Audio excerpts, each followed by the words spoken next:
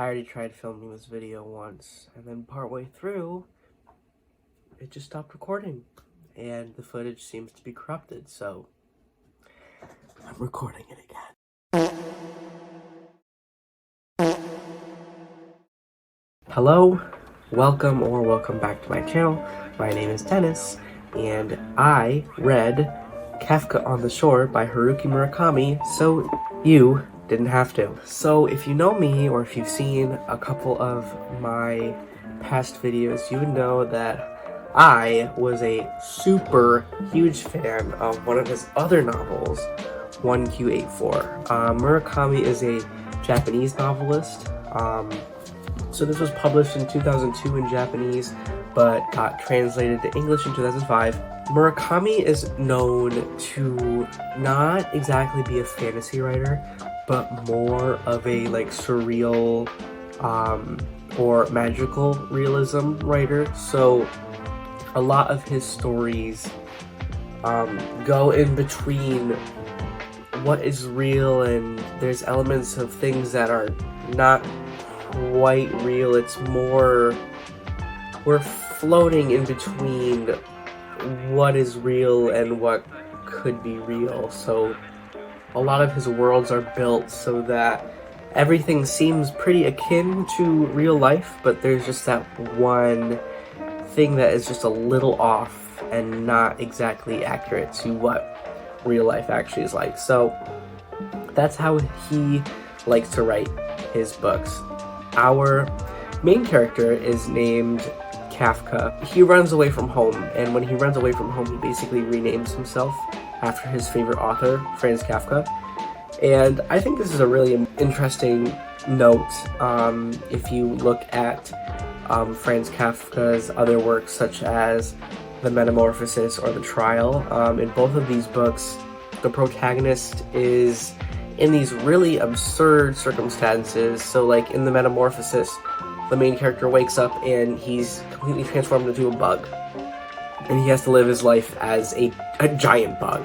Like, they're just absurd, weird, surreal circumstances. Another interesting note is that Kafka actually translates to crow in Czech, which is relevant because there is a character in the story named the boy named Crow. Like, that's just how he's always been referred. And when you first read the book at the beginning, it seems like the boy named Crow is like an actual physical character that Kafka is talking to and having a conversation with. But as we read through the book, we actually find out that Crow doesn't actually physically exist. I interpret Crow as Kafka's actually going past inner thoughts and even being like intrusive thoughts. So things that Kafka doesn't actually really want to think, but he's thinking anyway, because it's a lot of the things that Crow says are kind of like absurd, but also very dark and very like scary. Like, there's a lot of thoughts that are scary that Crow like gets into Kafka's head. So I feel like it's this like looming presence above Kafka, and if you have experience dealing with intrusive thoughts, you can kind of relate to that vision and that feeling of Crow being that figure kind of eating up the back of your head. Franz Kafka, the author, is known for his dark and surreal writing style, which is just the perfect way to describe this book and this just whole story, the whole vibe of the book. So we start the story with Kafka running away from home because he feels that the living space that he's in now, he just doesn't like it and wants out immediately. He only lives with his father, who we later learn to be a famous sculptor in Japan, and we know that his mother and his sister abandoned Kafka and his family when he was 4. So a partial reason as to why he's running away is to find his sister and his mother and like meet them or reunite with them. When he runs away, he stays at a hotel for a bit, and finds this private library that he'll eventually work at. Now, what's interesting is this isn't a story just about this boy named Kafka.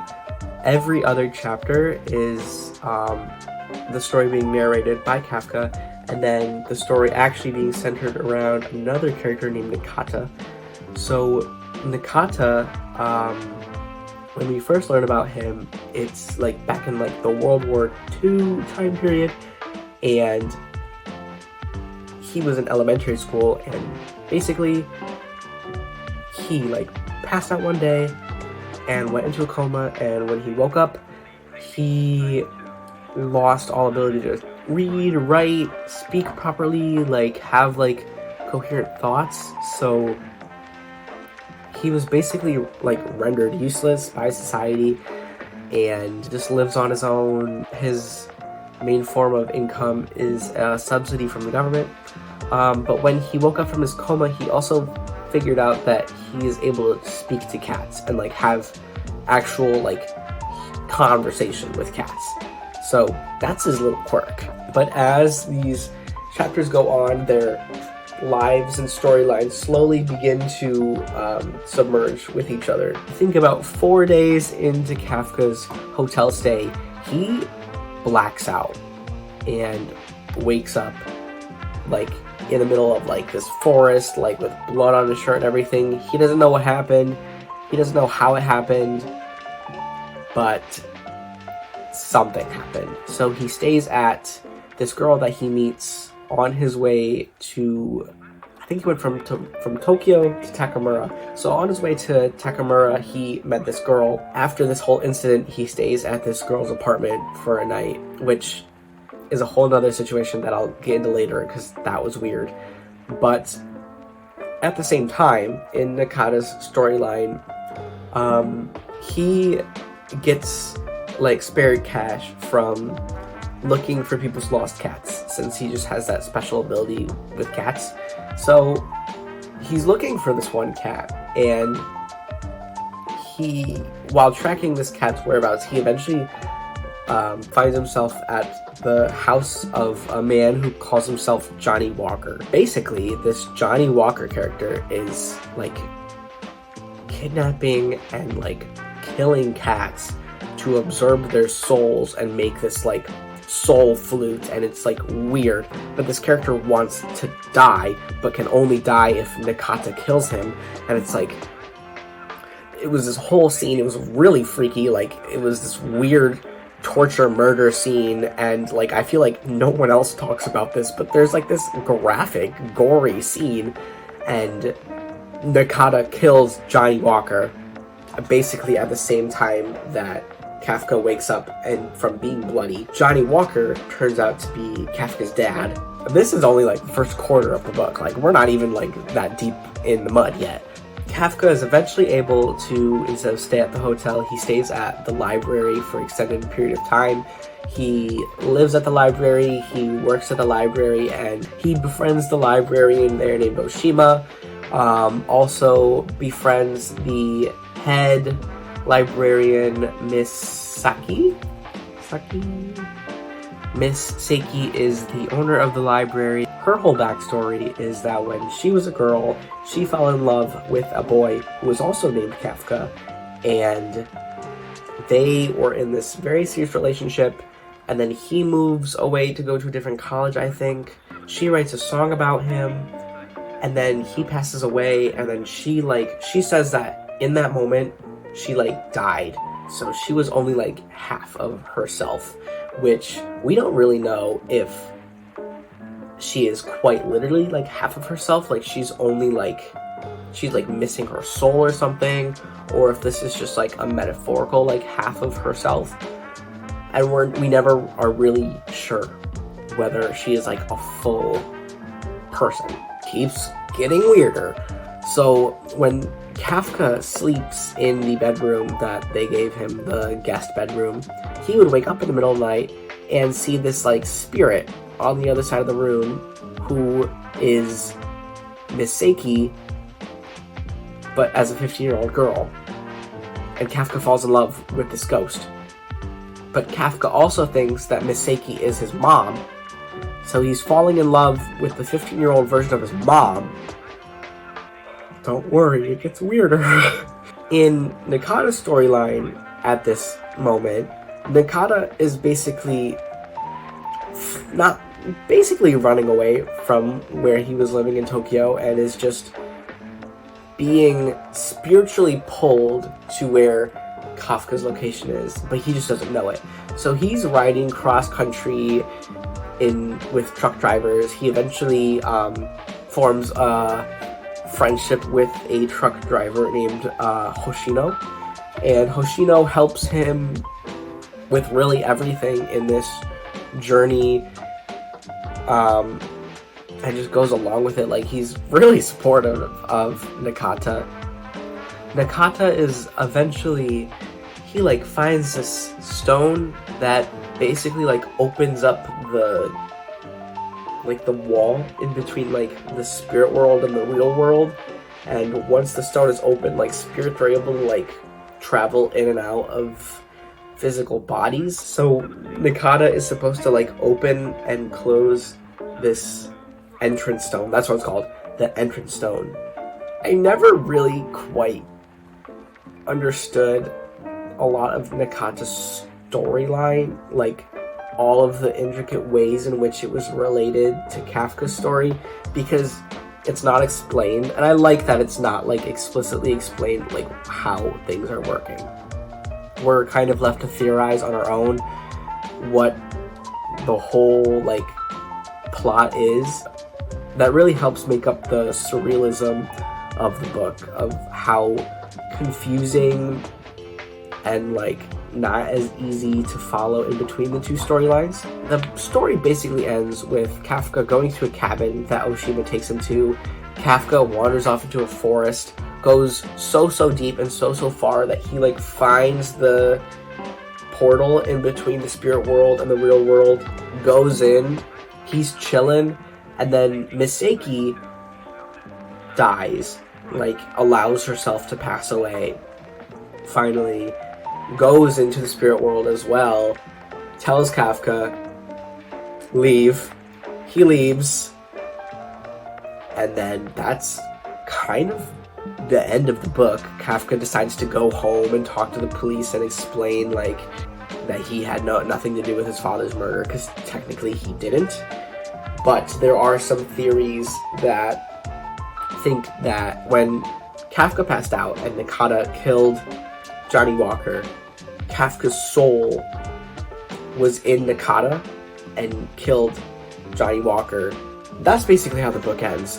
What I thought was really odd and like just very jarring about the story was the whole Oedipus complex and all of the like crude language. So I know that Murakami is known for his more crude language, like he kind of tells it how it is and doesn't leave any details out. Like there is no detail that needs to be left out. It's very realistic to life. So like if Kafka is showering, he'll talk about like washing his balls or stuff like that. So we get like all of the details of his life and like what's going on. Keep in mind though, this is like a 15-year-old character, and that's just weird to me. I don't really I don't want to know. Where the Oedipus complex comes in is one of the main reasons we find out that Kafka left home was because his father cursed him and gave him this omen that one day Kafka will kill his father and be with his mom and his sister. So Kafka runs away from home to try and escape this omen, just like how in Oedipus Rex, the same thing happens. But if you have read Oedipus Rex, you would know that Oedipus does kill his dad and also sleeps with his mom. So yeah, that happens, basically. When Kafka needs a place to stay and stays with that girl that he met, that girl is also who he believes to be his sister, and they have things that happen that night. It's never really confirmed whether or not Sakura, the female character that he meets, is actually his sister, but Kafka views her as a sister anyway. As you know, Kafka falls in love with the 15-year-old spirit version of Miss Seiki. Kafka tells the 50-year-old version, like real-life version of Miss Seiki, about being in love with the 15-year-old spirit version of Miss Seiki, and then that night, Miss Seiki, like, goes to his room and actually has sex with Kafka.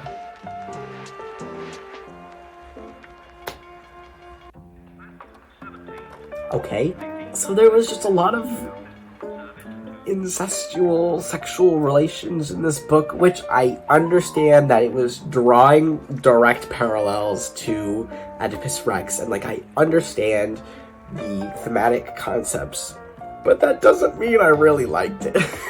Overall, the book was really cool to read. I thought it was cool, besides those like weird parts, but it is a major part of the plot, and it makes sense as to why it is mentioned so many times. Just like maybe like add a couple more years to Kafka, like just make him like at least like 19-20 years old, like please. My one little tidbit about the book that I really liked was that Oshima's character is actually trans, and I am also trans, and I've never read a book that has a trans character where being trans is like rarely mentioned and like is not really a central part of the character at all.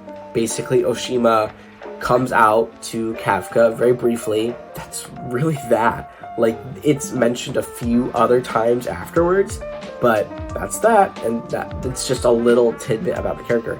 And like me and Oshima's, I guess, like trans like journey and the way Oshima feels about being trans, I heavily relate to that. Me and Oshima, we are the same. I just really liked seeing that representation, even if it's so brief. I almost like that it's so brief, but Oshima's still like a super like major character in the book. Overall, I'm pretty sure I gave this book a 4-star rating, like 4.5 stars, not 5 stars. I definitely like 1Q84 a lot better, but I did think this book was pretty cool. I do recommend it. I would just keep in mind that there are some themes in the book that would make most people at least a little uncomfortable. So just be aware that these things happen in the book. Overall, though, if you want to give this a read, I do recommend. It is a pretty solid book. Thank you for sticking around and tuning into this video. If you like this video, make sure you give it a thumbs up and leave a comment if you would like me to read any of your recommendations. I guess subscribe, but that's all I have to say. Bye.